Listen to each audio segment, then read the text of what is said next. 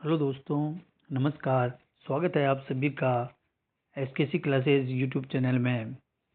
आज आप सबके सामने प्रीवियस ईयर्स क्वेश्चंस पेपर की सीरीज के अंतर्गत एक मोस्ट एंड इम्पोर्टेंट क्लास लेके आया हूँ और डाउटफुल क्लास है, जिसमें सभी क्वेश्चंस जो है अप्लाइड बेसिस क्वेश्चंस है।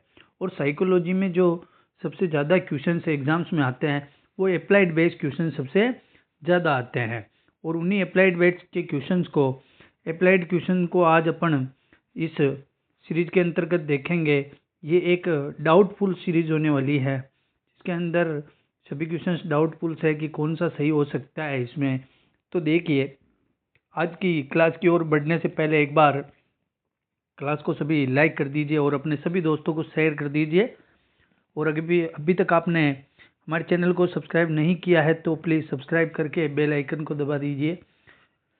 चलते हैं क्लास की ओर। और आज जो क्लास है वो इतनी इम्पोर्टेंट क्लास है कि सभी क्वेश्चंस एक तो पुराने एग्जाम्स में आए हुए क्वेश्चंस है, दूसरी बात सभी अप्लाइड क्वेश्चंस है। ठीक है, डायरेक्टली क्वेश्चंस बहुत कम है इसके अंदर, सभी अप्लाइड क्वेश्चंस, ताकि आप सबको एक इंसाइट मिले कि अप्लाइड क्वेश्चन किस बेसिस पे पूछे जाते हैं। ठीक है, जब तक आपका कॉन्सेप्ट क्लियर नहीं होगा तब तक आप अप्लाइड क्वेश्चंस जो है वो हल नहीं कर पाओगे। ठीक है, इसके अंदर आपको बहुत ही समझ बनानी पड़ेगी। ठीक है, और अगर किसी को, मैं केवल 50 लड़कों के लिए एक टेस्ट सीरीज बनाऊंगा, ओनली फॉर 50 लड़के। जिसको भी टेस्ट सीरीज चाहिए वो अपना टेलीग्राम चैनल ज्वाइन करे, वहाँ पर आईडी दी रखी हैं, तो आप हमारी टीम से संपर्क करें और अपना रजिस्ट्रेशन पहले ही करवा ले, तो ताकि मैं आपके आने वाले 3 दिन के अंदर बहुत ही बेहतरीन टेस्ट सीरीज साइकोलॉजी की बना रहा हूँ, जिसके अंदर अभी आपको शुरुआत में एक टेस्ट मिलेगा, फिर कंटिन्यू 7-7 दिन में टेस्ट होगा। ठीक है, ओनली फॉर 50 स्टूडेंट्स के लिए हैं जो जल्दी से रजिस्ट्रेशन करवाएगा। पहली टेस्ट सीरीज केवल 50 स्टूडेंट्स के लिए है। ठीक है, चलते हैं आज के क्लास की ओर। पहला क्वेश्चन देखिए। यश नाम के एक बच्चे को आटे की 2 समान आकार की गेंदें दी जाती हैं। आटे की 2 समान आकार की गेंदें दी जाती है, ऐसे 2 बोले उसको दी जाती है, और वह सहमत होता है कि उसकी मात्रा समान है। वो बता देता है कि भाई ये दोनों की मात्रा समान है, दोनों बराबर है। फिर आटे की एक गेंद को लंबे पतले सांप के आकार में बेल दिया जाता है। एक गेंद तो यह है, और एक को क्या है कि इसको ऐसे कर दिया जाता है, सांप के आकार में बेल दिया जाता है। ठीक है, फिर अब बच्चे से पूछा गया कि अब बची हुई गेंद, एक तो ये बची हुई है और चपटे सांप में, और एक ये वाली, तो दोनों मात्रा में आटा है कि सांप और चपटे सांप और गेंद दोनों में जो मात्रा है आटे की वो समान है। तो वह बच्चा असहमत हो गया। क्या हो गया? असहमत हुआ, क्योंकि उसको नहीं पता था कि ये समान है कि असमान। तो इस संदर्भ को देखते हुए यश में किसकी कमी है, तो किस गुण की कमी है जो वो नहीं पहचान पाया। दोनों बोले समान थी आटे की, और एक बोल को जब चपटा कर दिया तो वो नहीं पहचान पाया कि ये छोटी है या ये मोटी है या दोनों बराबर है। तो किसकी कमी है उसके अंदर? क्रमबद्धता। क्रमबद्धता होती है सीक्वेंस। क्या होता है? सीक्वेंस। ठीक है, सीक्वेंस के अंदर वस्तुओं को क्रम से जमाया जाता है। ठीक है, तो ये नहीं हो सकता है। दूसरा है आपके वर्ग समावेशन। वर्ग समावेशन के अंदर आता है कि वस्तुओं को ऊपर नीचे इसके बड़ी इधर मतलब जमाया जाता है। जीववाद एनिनिज्म।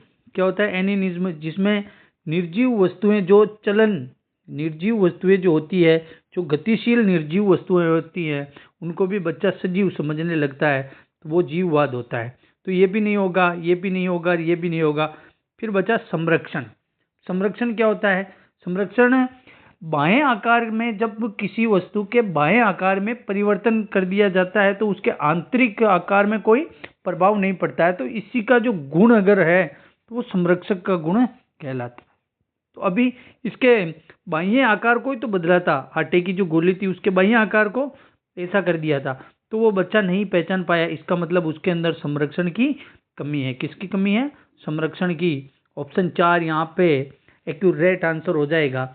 ऐसे अप्लाइड बेसिस क्वेश्चंस आपको पूछे जाते हैं, और ये जीन पियाजे का क्वेश्चन है, जीन पियाजे से रिलेटेड है, उसका संज्ञानात्मक सिद्धांत से रिलेटेड है। ठीक है, फिर बढ़ते हैं अगले क्वेश्चन में जीन पियाजे ने जो ये संरक्षण वाली अवस्था बताई थी वो थी आपके 7 से 11 वाली अवस्था थी। फिर नेक्स्ट क्वेश्चन देखिए, रीता चौथी कक्षा में पढ़ने वाली एक बुद्धिमान विद्यार्थी है। रीता जो है चौथी क्लास में पढ़ती है और एक बुद्धिमान विद्यार्थी है। वह हर बात का तर्क देती है और परिकल्पनात्मकता के साथ साथ भावात्मक स्थिति पर आधारित प्रश्न पूछती है। बार बार प्रश्न पूछती है, वो क्या करती है, प्रश्न पूछती है और उसके अंदर तर्क देने की क्षमता है और वो परिकल्पनात्मक तर्क देती है। तो जीन पियाजे के अनुसार वह संज्ञानात्मक विकास की किस अवस्था में है? बताया मैंने, जीन पियाजे पढ़ाया उस दिन कि 11 से लेके जो ऊपर की अवस्था के जितने भी बच्चे होते हैं वो सब परिकल्पनात्मक तर्क करना लग जाते हैं। परिकल्पनात्मक तर्क की सोच उनमें विकसित हो जाती है। तो ये कौन सी स्टेज होती है? ये होती है उनकी फॉर्मल औपचारिक संक्रियात्मक अवस्था। क्या हो जाएगा? औपचारिक संक्रिया अवस्था। ये जीन पियाजे की चौथी अवस्था थी जिसमें 11 से 16 के बालक आते हैं। ठीक है, तो क्योंकि परिकल्पनात्मक सोच, तर्क, ठीक है, ये सब जो गुण हैं वो औपचारिक संक्रिया अवस्था में आ जाते हैं बच्चे के अंदर। ठीक है, ये भी अप्लाइड बेसिस क्वेश्चन था और बहुत ही अच्छा क्वेश्चन है ये भी। ठीक है, नेक्स्ट क्वेश्चन देखो, एक शिक्षक ने ये डबल हो गया यहाँ पे। तो एक शिक्षक ने एक विद्यार्थी को दूसरे विद्यार्थी से यह कहते हुए सुना कि मैं तुम्हें धोखा दूंगा यदि तुम मुझे धोखा दोगे। एक विद्यार्थी है, ये दूसरे विद्यार्थी से कह रहा कि अगर तुम मुझे धोखा दोगे, तुम जो मुझे धोखा दोगे तो मैं भी तुझे धोखा दूंगा। यानी कि ये अदला बदली की बात कर रहा है। किसकी बात कर रहा है? अदला बदली कर लूंगा। यानी कि तू मेरे अगर एक थप्पड़ रखेगा तो मैं भी एक थप्पड़ रख दूंगा। ये हो गई लड़ने की बात। ठीक है, तू मेरी ये वस्तु चुरा लेगा तो मैं भी ये वस्तु चुरा लूंगा। समझ रहे हो ना? तू ये करेगा तो मैं भी ये करूंगा। ये होता है अदला और बदली। तो अदला बदली की जो अवस्था है ये उसने इसके अंदर बताई थी। नैतिक विकास का सिद्धांत जो कोहलरबर्ग का था, ठीक है, कोहलरबर्ग का जो नैतिक विकास का सिद्धांत था उसमें उसने 3 अवस्थाएं बताई थी। कितनी अवस्थाएं बताई थी? 3 अवस्थाएं बताई थी, पूर्व पारंपरिक, पारंपरिक और उत्तर पारंपरिक। जब पूर्व पारंपरिक में 2 अवस्थाएं बताई थी जिसमें से दूसरी अवस्था थी उसमें ये गुण था कि अदला बदली, अगर आप तू ये करेगा तो मैं भी ये करूंगा, तू मुझे मारेगा तो मैं भी तुझे मारूंगा। समझ रहे हो? तो ये होता है पूर्व पारंपरिक अवस्था के अंदर।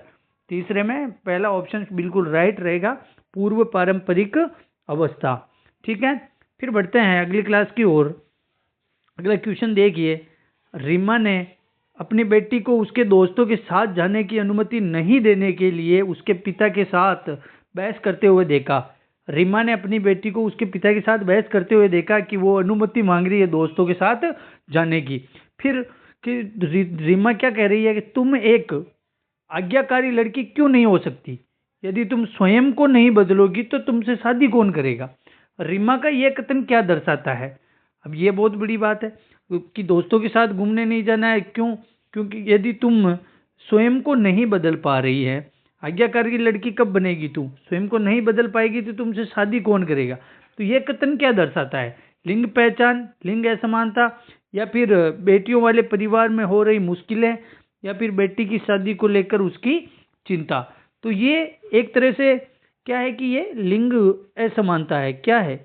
लिंग असमानता है। ठीक है, ये राइट आंसर होगा आपके 2 नंबर ऑप्शन, लिंग असमानता।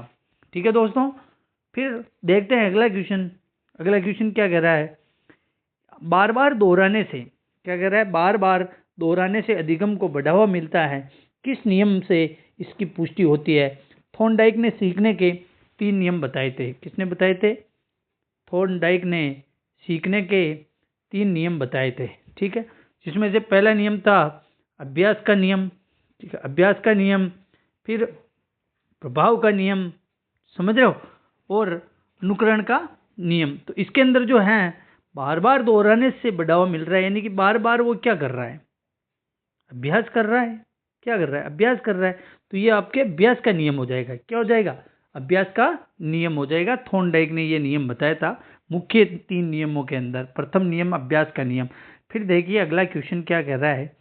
जिस प्रक्रिया में व्यक्ति दूसरों के व्यवहार को देखकर सीखता है, न कि प्रत्यक्ष अनुभव को कहा जाता है। दूसरों के व्यवहार को देखकर सीखना, ये कौन से अधिगम के अंदर कहा गया है?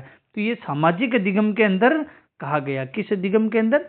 सामाजिक अधिगम के अंदर कहा गया कि दूसरों का अवलोकन करके, दूसरों के व्यवहार को देखकर जो अपने व्यवहार में परिवर्तन कर लेते हैं, वो सामाजिक अधिगम सिद्धांत के अंदर ऐसा कहा जाता है। 3 नंबर ऑप्शन यहाँ राइट आंसर रहेगा। फिर अगला क्वेश्चन देखो आप, तो वाइगोत्स्की बच्चों के सीखने में निम्नलिखित में से किस कारक की महत्वपूर्ण भूमिका पर बल देते हैं? लेव वाइगोत्स्की ने किस पर सबसे ज्यादा बल दिया था? आनुवांशिकता, नैतिकता, शारीरिक या सामाजिक? तो लेव वाइगोत्स्की ने जो सबसे ज्यादा बल दिया था वो सामाजिक पर दिया था। किस पर दिया था? समाज पर दिया था। बच्चा जो कुछ भी सीखता है अपने समाज के इर्द गिर्द रह के सीखता है। ये बात किसने कही थी? लेव वाइगोत्स्की ने कही थी ना, लेव वाइगोत्स्की ने, कि भाई बच्चा जो कुछ भी सीखेगा अपने समाज से ही सीखेगा, अपने आसपास पड़ोस के जितने भी समवयस्क और वयस्क है उनसे सीखेगा। तो ये जो है आपके सामाजिक हो जाएगा। यहाँ पे आंसर आ जाएगा ऑप्शन नंबर 4, सामाजिक कारक। ठीक है। फिर अगला क्वेश्चन देखो, एक छात्र बोर्ड परीक्षा के लिए कठिन परिश्रम कर रहा है, बोर्ड की परीक्षा के लिए, क्योंकि उसके पिता ने उसे अच्छे अंक लाने पर मोटरसाइकिल देने का वादा किया है। पुरस्कार मिल रहा है उसको, पिता से क्या मिल रहा है? पुरस्कार। कौन दे रहा है? पिता। जब दंड और पुरस्कार दोनों जो है आपके बाह्य प्रेरणा के अंदर आते हैं। किसके अंदर? क्योंकि वो अपने आंतरिक प्रेरणा से नहीं कर रहा है, वो कठिन परिश्रम मोटरसाइकिल के लिए कर रहा है। क्यों? क्योंकि उसको उद्दीपक दिया जाएगा मोटरसाइकिल, इसीलिए वो परिश्रम कर रहा है, क्योंकि उसको आउटपुट मिलेगा। वो आंतरिक प्रेरणा से नहीं कर रहा है, तो यहाँ आपके बाह्य अभिप्रेरणा हो जाएगी। क्या हो जाएगी? 2 नंबर ऑप्शन बाह्य अभिप्रेरणा हो जाएगा। फिर अगला क्वेश्चन पे बढ़ते हैं। देखिए, एकांत में विश्वास रखने वाला व्यक्ति कहलाता है। एकांत में विश्वास रखने वाला व्यक्ति कौन होता है? अंतर्मुखी। अंतर्मुखी व्यक्ति जो है एकांत में विश्वास रखते हैं, अकेले रहना पसंद करते हैं। ठीक है। ये बहिर्मुखी जैसा व्यवहार कभी नहीं करते। अंतर्मुखी जो बालक होते हैं वो एकांत में रहना पसंद करते हैं। ऑप्शन नंबर 1 इसका राइट आंसर रहेगा। फिर नेक्स्ट क्वेश्चन देखो, वाइगोत्स्की संचार के लिए पॉइंटिंग फिंगर जेस्चर अवधारणा के बारे में बात करते हैं। ये बिल्कुल आपके लिए एक बिल्कुल नया क्वेश्चन है। क्या है? एक नया क्वेश्चन है। इसके अंदर क्या कह रहा है वाइगोत्स्की कि पॉइंटिंग फिंगर जेस्चर। अब इसका मतलब क्या होता है? पॉइंटिंग फिंगर जेस्चर यानी कि अंगुलियों की मदद से सिखाना। क्या होता है? अंगुलियों से, इशारों से। समझ रहे हो? स्केफोल्डिंग बताया था ना, स्केफोल्डिंग का जो बताया था, तो वो क्या था? वो संकेतात्मक ही तो था। ठीक है। उंगलियों से, उंगलियां हिलाना, बुलाना, इधर करना कि इधर बैठ, इधर चल, उंगलियां हिला हिला के इशारे करके जो समझाते हैं वो होता है आपके पॉइंटिंग फिंगर जेस्चर होता है। ठीक है। ये वाइगोत्स्की ने कहा था। तो ये किस सिद्धांत के अंदर कहा था? तो ये वाइगोत्स्की का जो है संज्ञानात्मक सिद्धांत के अंदर वाइगोत्स्की ने ऐसा कहा था, संज्ञानात्मक विकास सिद्धांत के अंदर। ठीक है। फिर देखिए अगला क्वेश्चन, बहुत ही इंपॉर्टेंट क्वेश्चन था ये, सीटेट के अंदर आया हुआ क्वेश्चन था ये। कब आया था? सीटेट के अंदर आया था। और अपने सब्जेक्ट क्वेश्चंस अपने इधर राजस्थान के अंदर भी ये आने के बहुत से चांसेस है, क्योंकि बिल्कुल न्यू क्वेश्चन है ये। किसी बुक्स में नहीं मिलेगा आपको पॉइंटिंग फिंगर जेस्चर। ठीक है। किसी बुक में नहीं मिलेगा आपको। फिर देखिए नेक्स्ट क्वेश्चन है कि निम्नलिखित में से कौन सी मूल प्रवृत्ति बच्चों को सीखने के लिए विप्रेरित करने हेतु काम में ली जा सकती है? मूल प्रवृत्ति होती है जो जन्म से ही अपने साथ होती है, जन्म से ही पैदा हो जाती है, वो मूल प्रवृत्तियां कहलाती है। आत्मरक्षा, जिज्ञासा, पलायन और दंड। तो पलायन और दंड तो मूल प्रवृत्तियों में आता ही नहीं है। ठीक है। आत्मरक्षा और जिज्ञासा आती है। तो सीखने के लिए विप्रेरित करने हेतु जो काम में ली जाती है वो है जिज्ञासा। क्या हो जाएगा? जिज्ञासा। यहाँ पे जिज्ञासा बिल्कुल राइट आंसर रहेगा। मूल प्रवृत्तियों से आपके एक क्वेश्चन रीट में बनता है भाई, एक क्वेश्चन मूल प्रवृत्तियों से आता ही आता है कैसे भी करके। ठीक है। फिर नेक्स्ट क्वेश्चन देखो, नवीन ज्ञान की प्राप्ति होती है। नवीन ज्ञान कब प्राप्त होता है? रटने से। क्या रटने से होता है? हाँ, रटने से नहीं होता है। नवीन ज्ञान की प्राप्ति रटने से कतई नहीं होती है। ज्ञान के स्थानांतरण से। तो ज्ञान का स्थानांतरण कर रहे हैं, वहां नवीन ज्ञान की प्राप्ति नहीं कर रहे हैं। ज्ञान के स्थानांतरण से कभी नवीन ज्ञान की प्राप्ति नहीं होती है। अनुभव एवं नवीन अर्थ ढूंढने से, तो अनुभव और नवीन अर्थ ढूंढने से ही एक नवीन ज्ञान की प्राप्ति होती है। अपने अनुभवों से एक नवीन अर्थ ढूंढना, ठीक है। नवीन ज्ञान की प्राप्ति हमेशा अनुभव से ही होती है, समझ रहे हो। तो नवीन ज्ञान की प्राप्ति ऑप्शन नंबर 3 हो जाएगा, अनुभव एवं नवीन अर्थ ढूंढने से, ठीक है। फिर देखिए अगला क्वेश्चन कि बालक के संज्ञानात्मक विकास के क्षेत्र में योगदान देने वाले मनोवैज्ञानिक कौन थे। तो संज्ञानात्मक विकास के अंदर योगदान किसने दिया था? जीन पियाजे ने दिया था। उसके अलावा आपके लेव वाइगोत्स्की, ठीक है। ये जो मनोवैज्ञानिक इन्होंने संज्ञानात्मक विकास पे, यहाँ ऑप्शन देखो, ऑप्शन के अकॉर्डिंग इसका आंसर निकलेगा। तो जीन पियाजे आ रहा है, तो ये राइट है। स्पीयरमैन नहीं होगा, बिने भी नहीं होगा और गाल्टन भी नहीं होगा। तो यहाँ जो आपके सही आंसर होगा वो होगा जीन पियाजे। कौन होगा? और वैसे संज्ञानात्मक विकास के क्षेत्र के अंदर सबसे अधिक अगर किसी ने योगदान दिया है, ठीक है, तो वो जीन पियाजे ने दिया है। किसने दिया था? जीन पियाजे ने दिया था।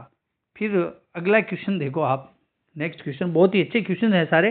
सामाजिक अधिगम कब आरंभ होता है? सामाजिक अधिगम जो है आरंभ कब होता है, स्टार्ट कब होता है, किस प्रक्रिया से स्टार्ट होता है? क्या अलगाव से होता है, भीड़ से, या संपर्क से, या श्रव्य दृश्य सामग्री से? तो सामाजिक अधिगम जो हमेशा सामाजिक अधिगम होता है क्या? सामाजिक अधिगम में अपने आस पड़ोस के समाज के लोगों से सीखते हैं, ठीक है। लोगों से सीखते हैं तो उनसे कब सीखेंगे? जब अपन उनके संपर्क में आएंगे। दूर से देख के तो थोड़ी उसके व्यवहार को अपने जीवन में उतार सकते हैं। कैसे पता करेंगे कि उसका व्यवहार कैसा है? तो सबसे पहले संपर्क बढ़ाना जरूरी है।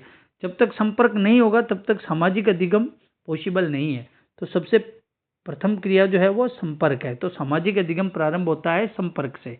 ऑप्शन नंबर 3 यहाँ पे राइट आंसर रहेगा, ठीक है। फिर बढ़ते हैं अगले क्वेश्चन पे।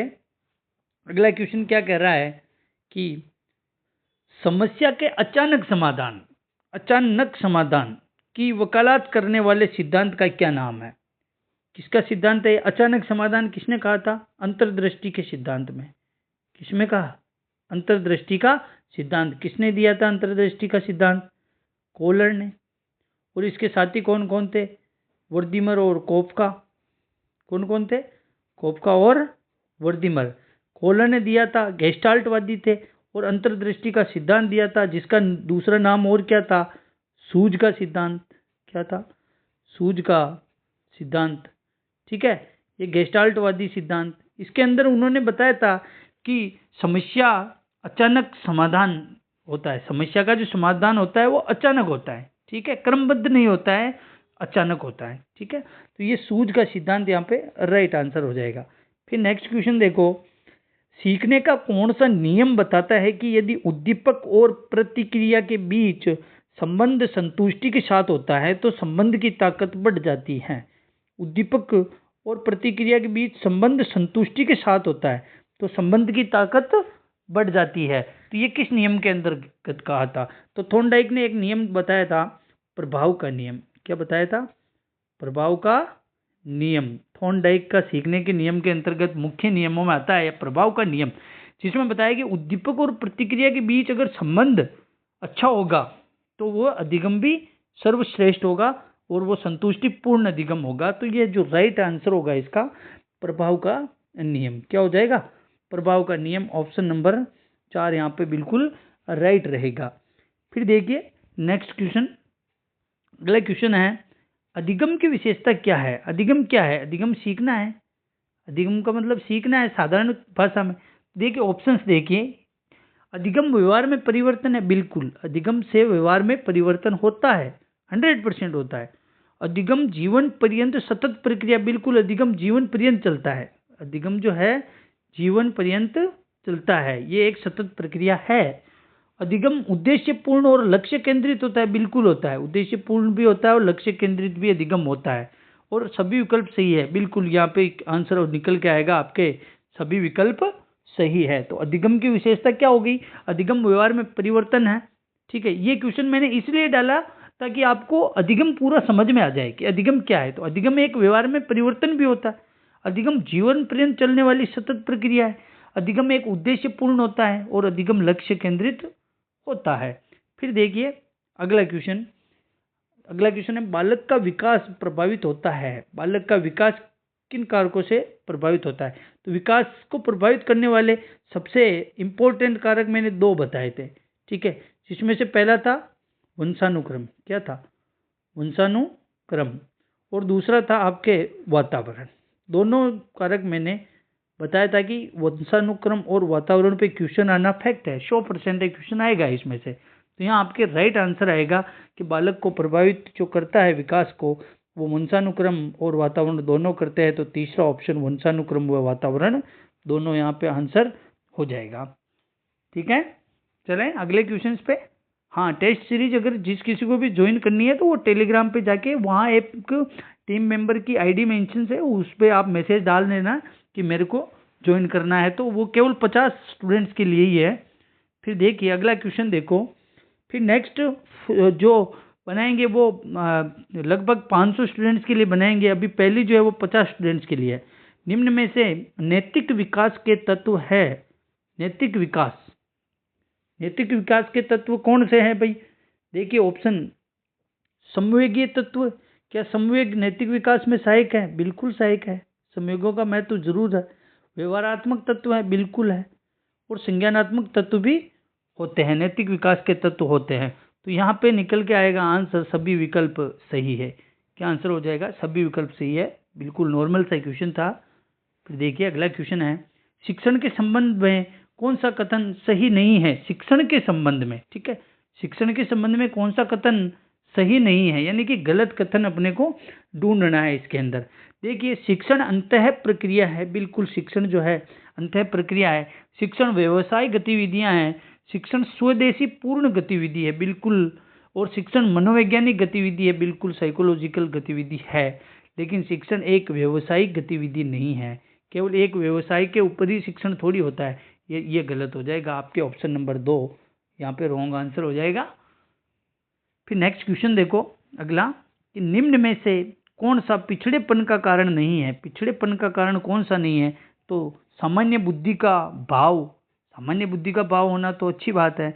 शारीरिक दोष, विशिष्ट पिछड़ापन और स्वस्थ वातावरण। पिछड़ेपन का कारण नहीं है पूछ रहा है। क्या पूछ रहे हैं? नहीं है। तो यहाँ पे सामान्य बुद्धि का अभाव, ये क्या होगा? यहाँ पे प्रिंट मिस्टेक है, सामान्य बुद्धि का अभाव लिखा हुआ है, अभाव नहीं अभाव है। तो इसका मतलब ये गलत है। शारीरिक दोष होगा तो भी पिछड़ापन आएगा, विशिष्ट पिछड़ापन ये भी गलत। स्वस्थ वातावरण होगा तो पिछड़ापन आने की कोई गुंजाइश नहीं रहेगी। यहाँ पे रहेगा स्वस्थ वातावरण, आपके आंसर रहेगा। फिर नेक्स्ट क्वेश्चन देखो, उपचारात्मक शिक्षण किस प्रकार के बालकों के लिए प्रयुक्त होता है?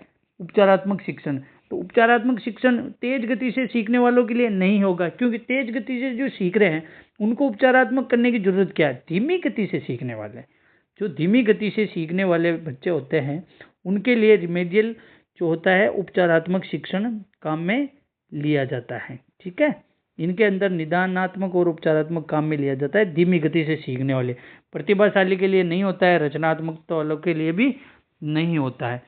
फिर अगला क्वेश्चन है, छात्रों में सीखने की योग्यता किस पर निर्भर करती है? छात्रों में सीखने की योग्यता निर्भर करती है व्यक्तिगत विभिन्नता पर। किस पर? व्यक्तिगत भिन्नता पर। ठीक है, इसका जो राइट आंसर होगा यहाँ पे आपके ऑप्शन नंबर 4 राइट आंसर रहेगा, व्यक्तिगत विभिन्नताएं। फिर नेक्स्ट क्वेश्चन है कि कक्षा में एक बच्चा जो कहीं प्रश्न पूछ रहा है, एक बच्चा है जो बार बार प्रश्न पूछता है, जिसकी रुचियां भी विस्तृत हैं, तो वह कौन सा बालक है? तो वह अवश्य ही ये है जो परिभाषा आपके प्रतिभाशाली बालक की है। किसकी है? प्रतिभाशाली बालक की परिभाषा है। तो यहाँ जो राइट आंसर होगा प्रतिभावान बालक हो जाएगा। क्या हो जाएगा? प्रतिभावान बालक राइट आंसर यहाँ निकल जाए, क्योंकि उसकी रुचियां बहुत विस्तृत है और वो बहुत सारे प्रश्न पूछता है। ठीक है, नेक्स्ट क्वेश्चन देखो, सृजनात्मकता की विशेषता क्या है? तो सृजनात्मक बालक जो होते हैं ना, उनमें सबसे पहला गुण होता है कि वो लचीलापन पाया जाता है। क्या होता है? लचीलापन होता है, मौलिकता होती है, लचीलापन होता है, प्रभावशीलता होती है। तो उपरोक्त सभी जो है सृजनात्मकता के विवेक विशेषताएं हो जाएगी। सृजनात्मक बालक की विशेषताएं, क्रिएटिविटी पे बहुत सारे क्वेश्चन बनते हैं। सृजनात्मक बालक पे 100% एक क्वेश्चन आना है आपके। और सृजनात्मक बालक और प्रतिभाशाली बालक, इन दोनों को अच्छे से देख लेना, दोनों पे क्वेश्चन बनने की ज़्यादा संभावना रहती है अगर व्यक्तिगत विभिन्नता से क्वेश्चन आता है तो। फिर देखिए नेक्स्ट क्वेश्चन है, कौन सा बाल अपराध का एक मनोवैज्ञानिक कारक नहीं है? बाल अपराध का मनोवैज्ञानिक कारक, मानसिक संघर्ष। अगर मानसिक संघर्ष होगा तो बाल अपराध होगा। प्रबल कामना, प्रबल कामना से भी बाल अपराधी होता है। राजनीति, तो वैसे राजनीति का कोई रोल नहीं होता है। मंदबुद्धिता, ये भी बाल अपराध का कारण है। तो यहाँ पे जो राइट आंसर होगा, कारक नहीं है पूछ रहा है, तो यहाँ पे राजनीति कारक नहीं है। ठीक है, बाल अपराध का कारक जो है मनोवैज्ञानिक कारक, राजनीति नहीं होता है। नेक्स्ट क्वेश्चन देखो, अगला क्वेश्चन है, कक्षा 6 के बच्चों का औसत आईक्यू क्या होगा? कक्षा 6 के बच्चों का, कक्षा 6 में है वो, तो इसका मतलब उनकी मानसिक आयु और वास्तविक आयु दोनों क्या है? वास्तविक आयु दोनों क्या होगी? बराबर होगी, क्योंकि वो केवल इसमें दोनों की आयु दे नहीं रखी। कक्षा 6 का बच्चा है, ठीक है, कक्षा 6 में पढ़ रहा है, इसका मतलब वो लगभग 11 साल 12 साल का है।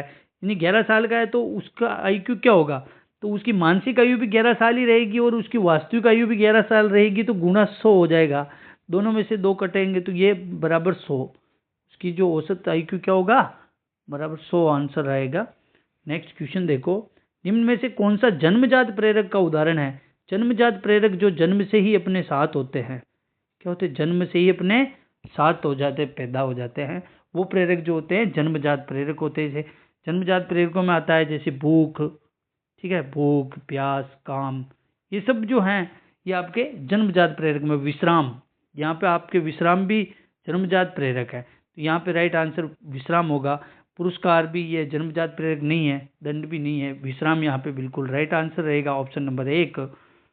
फिर नेक्स्ट क्वेश्चन देखो कि विकास के संबंध में कौन सा कथन गलत है? ठीक है, गलत कथन ढूंढना है विकास के संबंध में। यह गर्भावस्था से प्रारंभ हो जाता है, ये राइट बात है बिल्कुल कि गर्भावस्था से ही प्रारंभ हो जाता है। यह परिवर्तनों का प्रगतिशील क्रम होता है, बिल्कुल होता है। फिर देखिए, यह एक सतत प्रक्रिया होती है, बिल्कुल ये निरंतर चलने वाली प्रक्रिया, आजीवन चलने वाली प्रक्रिया होती है। यह परिपक्वता तक चलता है, नहीं, परिपक्वता तक वृद्धि चलती है। क्या चलती है? परिपक्वता तक केवल वृद्धि चलती है, विकास जो है आजीवन चलता है। तो यहाँ पे गलत कथन हो जाएगा ऑप्शन 4 कि यह परिपक्वता तक चलता है। फिर नेक्स्ट क्वेश्चन देखो कि निकट व दूर सिद्धांत में विकास किस प्रकार होता है? निकट व दूर का सिद्धांत क्या बोलेंगे अपन इसको? प्रोक्सीमोडिस्टल। क्या बोलेंगे?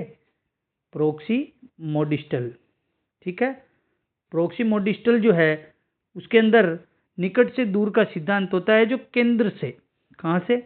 केंद्र से सिरों की ओर जाता है, केंद्र से सिरों की ओर होता है। जैसे ये एक बालक है, ठीक है, ये एक बालक है, इसके अंदर जो निकट और दूर का जो सिद्धांत काम करेगा वो केंद्र से सिरों की ओर ऐसे करेगा, ठीक है, केंद्र से सिरों की ओर करता है, ये हो जाएगा प्रोक्सीमोडिस्टल। और एक होता है सिफेलोकोडाल। क्या होता है? सिफेलोकोडाल, जो जिसको अपन मस्तकोदमुखी बोलते हैं। तो जैसे ये बालक है, ठीक है, ये बालक है, तो इसके अंदर ऊपर से नीचे की ओर, यानी कि सर से पैर की ओर जो विकास होता है वो सिफेलोकोडाल कहलाता है। और निकट से दूर की ओर, यानी कि केंद्र से सिरों की ओर जो होता है वो प्रोक्सीमोडिस्टल कहलाता है, निकट दूर का सिद्धांत। ठीक है, ये थे आज के 30 डाउटफुल क्वेश्चंस थे, और मेरे अकॉर्डिंग इनमें से एक आध क्वेश्चन रिपीट भी हो सकता है, इतने इम्पोर्टेंट क्वेश्चंस थे ये सभी। और आई होप कि आप सबको क्लास अच्छी लगी होगी और आप सबको एक इंसाइट मिली होगी कि किस प्रकार से एग्ज़ाम्स के अंदर क्वेश्चंस आते हैं। और एक ये सूचना है कि अगर जिस किसी को भी साइकोलॉजी का एक बिल्कुल आपके एग्ज़ाम आधारित टेस्ट अगर किसी को देना है तो अपनी SKC क्लास नाम से सर्च करके आप, टेलीग्राम चैनल है वहाँ पे जाइए, या फिर आपको डिस्क्रिप्शन में लिंक उपलब्ध करवा दी जाएगी, या फिर आप व्हाट्सअप कम्युनिटी में जाके भी वहाँ से एडमिन्स को मैसेज कर सकते हो, ठीक है, कि मुझे टेस्ट सीरीज ज्वाइन करनी है। उसको अंदर आप अपना रजिस्ट्रेशन करवा लीजिए, क्योंकि ये जो टेस्ट सीरीज है केवल और केवल 50 स्टूडेंट के लिए है, अभी हाल फिलहाल में ओनली फॉर 50 स्टूडेंट के लिए ही हैं। तो जल्दी जाइए, ताकि ऐसा नहीं हो कि आप 50 नहीं 91वें नंबर पे हो तो आपको ना मिले। तो जल्दी जाइए और टेस्ट सीरीज़ लीजिए वहाँ से। बहुत ही बेहतरीन टेस्ट सीरीज़ रहने वाली है। मैं मतलब आप सबको विश्वास दिलाना चाहता हूँ कि इतने अच्छे क्वेश्चंस डले हुए हैं उसके अंदर। बहुत मेहनत कर रहा हूँ मैं। और अगर आपने मेरे चैनल को सब्सक्राइब नहीं किया तो एक बार सब्सक्राइब जरूर करें और अपने सभी दोस्तों को शेयर करें। मैं आपको बिल्कुल निःशुल्क जो क्लासें उपलब्ध करवा रहा हूँ, पुराने पेपर्स निःशुल्क उपलब्ध करवा रहा हूँ। जो बड़ी बड़ी कोचिंग संस्थान के अंदर बहुत सारे पैसों से ये बेची जा रही है पुराने पेपर्स का सॉल्यूशन। ठीक है, तो थैंक यू दोस्तों।